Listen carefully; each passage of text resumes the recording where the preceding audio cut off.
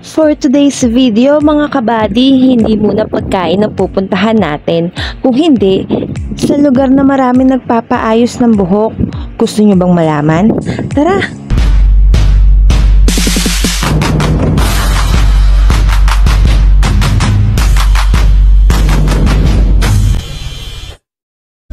Andito tayo ngayon sa Taytay Rizal, malapit sa Lumang Palengke. At eto yung salon na sinasabi ko sa inyo, ang 8 Salon. Tara, puntahan natin at alamin natin kung anong sikreto nila at ang dami-dami nilang customer. Eto pala yung mga service nila. Ayan no, at may mga promo pa, di ba?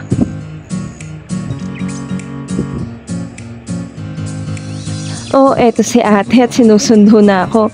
Sabi ko saglit lang at pinapakita ko pa sa inyo yung mga service nila. At ito ipapagawa ko, rebonding. Tara, pasok tayo. Eto yung loob ng salon nila. O di ba, ang daming customer. Sabi kasi nila, maganda daw dito magpa-service. Ngayon, susubukan natin kung totoo ba talaga.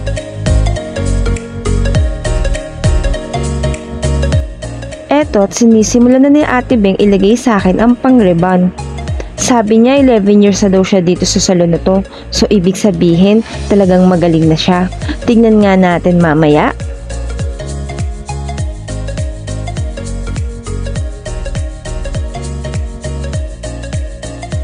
So habang binababad mo na yung buhok ko, magpa-foot spa muna tayo. Kasi parang ang tagal-tagal ko na rin palang hindi nakakapag-foot spa. In fairness ha, okay din tong si ate mag-foot spa saka mag-pedicure. Hindi nasugatan yung paa ko. I-recommend ko rin siya sa inyo. Hindi ko nga lang nakuha yung pangalan niya. 250 pala yung foot spa with pedicure nila. Ayan, for the banlaw na tayo ngayon. Hindi ko nga alam bakit green tong gamot na to eh. L'Oreal Rebonding pala yung kinuha ko with Brazilian and hair color. Baka mamaya maging damas na ako nito.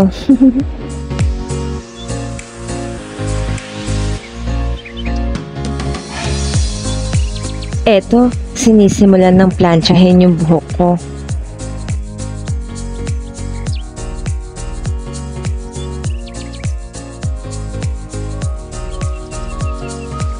Tapos eto, nilalagyan na ni ate ng pangalawang gamot.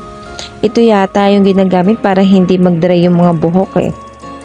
Diis ganda talaga pag nagpapareban, sa tagal ba naman, kaya kailangan meron kang baong pagkain. So eto, kulay white naman yung nilagay niya. So wait muna tayo ulit. Hindi ko na na-videohan at binanlawan na naman for the second time around. At eto, pinapatuyo ulit. Ewan ko ba kung bakit banlaw, tuyo. Eto at ilalagay na ni Ate Beng yung pangkulay. Actually, light brown lang naman yung pinalagay ko para hindi masyado matingkad.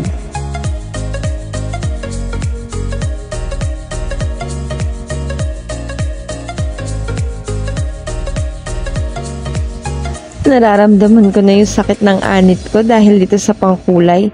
Pero kailangan daw talagang tiisin. Tiis ganda nga, di ba? Okay naman gumawa si Ate Beng. Buha naman siyang pulido at tinitingnan niya talaga mabuti kung tama ba yung mga nilalagay niya.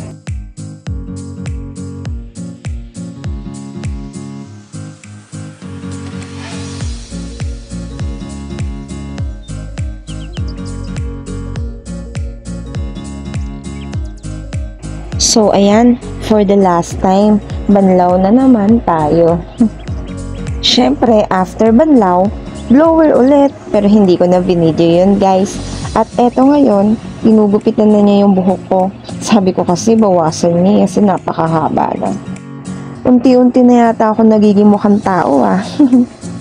Sa totoo lang mga kabady, hindi ko na alam kung saang part niya nilagay yung Brazilian. Kasi ang gulo-gulo na ng video ko eh. Hindi ko na alam yung pagkasunod-sunod ng video ko. Kasi alam ko, haircut ata yung pinakalas na ginawa niya. So, ang verdict ko dito sa parlor na to is very accommodating naman sila. Saka napakadami nilang service at mura pa. Saka tingin ko naman lahat ng mga empleyado naman dito magagaling talaga. Kaya try nyo na guys pumunta dito sa 8 Salon. Dito lang to sa Taytay, malapit lang sa Lumang Palengke. So, eto ang finished product ng aking buhok. Ang L'Oreal Rebonding with Brazilian and Hair Color. Maganda ba? Try nyo na!